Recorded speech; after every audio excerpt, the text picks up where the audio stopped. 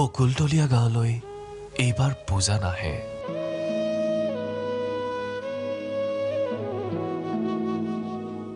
বকুলতলীয়া গাঁৱলৈ এইবাৰ পূজা নাহে।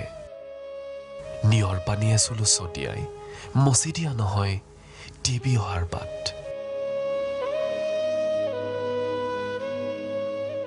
বুকুতটো এতিয়া সোণগুটিৰ সপোন নাই, আছে দুখৰ বতাহ, ভোকৰ পৃথিৱী আৰু ভঁৰালৰ ভেঁকুৰ।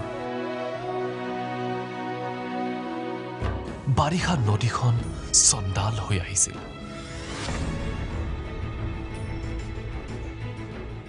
পৰি থৈ গৈছিল পথাৰৰ সেউজীয়া আৰু মনৰ সোণালী ৰ'দ। এতিয়া হাঁহিলেও উজাই অহা হ'ল কৃষকৰ পেটৰ ভোক। ভোকত ভক্তি নাহে, ভোকত হাঁহিৰ শেৱালি নুফুলে।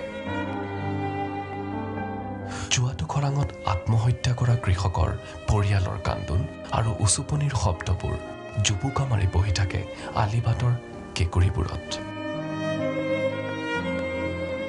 কোনোবাটো কেঁকুৰিত ধৰ্ষিতা গাভৰুৰ চিঞৰ, ক'ৰবাত নিৰ্যাতিতা বোৱাৰীৰ দেহৰ কুপকুপীয়া জুই। ৰজা আহে, ৰজা যায়, কিন্তু কোনেও নেদেখে। দেৱী আই, বকুলতলীয়া গাঁৱলৈ এইবাৰ নিমন্ত্ৰণ নজনাও আপোনাক। গচকিব লাগিবহি চকুলোৰে তিতা চোতালখন, খাব লাগিবহি লোণবিহীন কৰকৰা। গাঁৱৰ কণমায়ে বৰকৈ কয় দেৱী আইৰ কথা। যোৱাবাৰৰ দৰে এইবাৰ তাই নৈবেদ্য আগবঢ়াব নোৱাৰিব। খহনীয়াত অঘৰী তাইৰ জীৱন।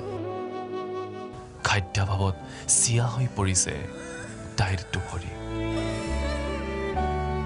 লিচুলাইটৰ পোহৰত যে এইবাৰ পোহৰ নহ'ব গাঁৱৰ চুচুকীয়া আলিবাট। ঢাকৰ শব্দয়ো যে ৰাখিব নোৱাৰিব ভঙা বুকুৰ উচুপনিবোৰ। দেৱী আই, এইবাৰ যে নিমন্ত্ৰণ জনাব নোৱাৰিম। বকুলতলীয়া গাঁৱৰ যে এতিয়া শোকে ধুঁৱলি কুঁৱলী বাট। দশমীত তোমাক বিদায় জনাবলৈও নদীখন তেজৰ হ'ল। জিলাপীৰ পাকৰ দৰি পকনীয়া হৈ দুখবোৰ ঘূৰি থকা হ'ল। দেৱী আই, আহিলে দুদিন নুমলীয়াকৈ আহিব, দুদিন সৰহকৈ থাকি যাবহি, বধি যাবহি মহিষাসুৰ।